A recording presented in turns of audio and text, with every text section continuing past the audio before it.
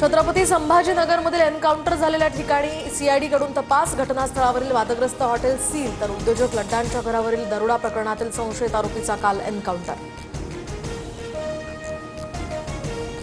राहुल गांधी नाशिकमध्ये आल्यास तोंडाला काळं फासू, महाविकास आघाडी गेली खड्ड्यात, आधी सावरकर आणि हिंदुत्व, ठाकरेंच्या शिवसेनेचे नाशिक उपमहानगर प्रमुख बाळा दराडेंचा इशारा।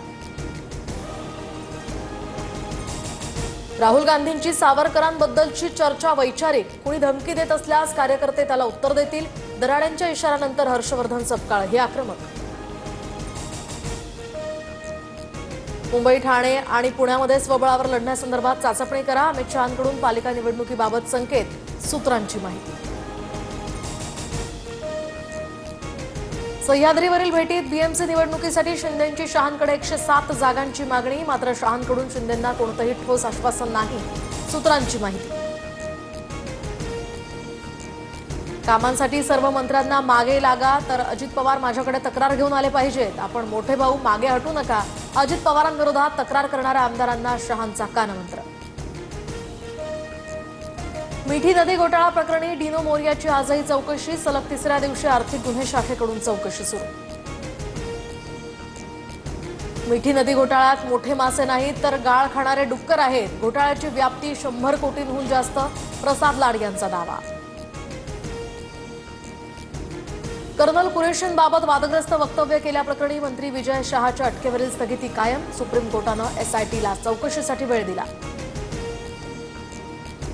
ठाकरे बंधू एकत्र आले तरी दोघांची ताकद काय, नारायण राणेंचा सवाल, तर नारायण राणे हे भाजपचे आश्रयित, त्यांनी प्रगल्भ वक्तव्य करावीत, राऊतांचा राणेंवर पलटवार। विजय शिवतारेंच्या कुटुंबातील जुना वाद आता चव्हाट्यावर, लग्न सोहळ्यातील पुण्यातल्या शिवसेना जिल्हाध्यक्ष दिलीप यादवांचा मुलगा विनय यादवांवर धमकावल्याप्रकरणी गुन्हा, शिवतारेंची भाची केतकी शिंदेंकडून फिर्याद। खोटं बोलून माझं लग्न संकेत फुकेंशी लावलं, नंतर मला मारून टाकण्याच्या धमक्या दिल्या, सासरच्यांकडून माझा आवाज दाबण्याचा प्रयत्न, परिणय फुकेंची भावजय प्रिया फुकेंचा आरोप। पुण्यातील रेल्वे कार्यालयामध्ये ठाकरेंच्या शिवसेनेकडून आंदोलन, 100 कोटी मंजूर होऊन सुद्धा सीसीटीव्ही बसवले नसल्याचा आरोप। संरक्षण सज्जतेमध्ये भारताचं आणखी एक पाऊल पुढे, स्वदेशी स्टेल्थ लढाऊ विमानांच्या निर्मिती प्रकल्पाला मंजुरी, संरक्षण मंत्रालयाकडून प्रकल्पासंदर्भात घोषणा। पाक सीमेवरील राज्यांमध्ये उद्या मॉक ड्रिल, तर गुजरात, पंजाब, राजस्थानसह जम्मू काश्मीरात लोकांना सतर्क राहण्याच्या सूचना। अहिल्यानगरच्या चौंडीमध्ये पुण्यश्लोक अहिल्यादेवींच्या स्मृतीस्थळ विकास आराखड्यासाठी मंजुरी, अजित पवारांच्या नियोजन विभागाकडून 681 कोटी खर्चाला मान्यता। राज्यात 6 ते 7 दिवसात अतिमुसळधार पावसाचा इशारा, महाराष्ट्रासह केरळ, कर्नाटक, गोव्यात रेड अलर्ट, तर मध्य महाराष्ट्र आणि कोकणात विजांच्या कडकडाटासह पावसाचा इशारा। यंदा सरासरीच्या 106% पाऊस, बीड, जालना, वाशिम, नांदेड, सोलापूरला जोरदार फटका, तर बार्शीत घरांची पडझड, अनेक ठिकाणी पिकांचंही मोठं नुकसान।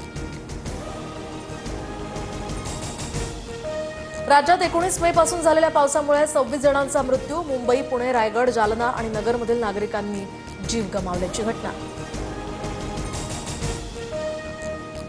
मुंबईमध्ये पाणी भरल्याप्रकरणी पालिका प्रशासन कारवाई करणार, कंत्राटदारांना 10 लाखांचा दंड ठोठावणार, कंत्राटदारांनी पुरेशी यंत्रणा उभी न केल्याचं पालिकेचं म्हणणं।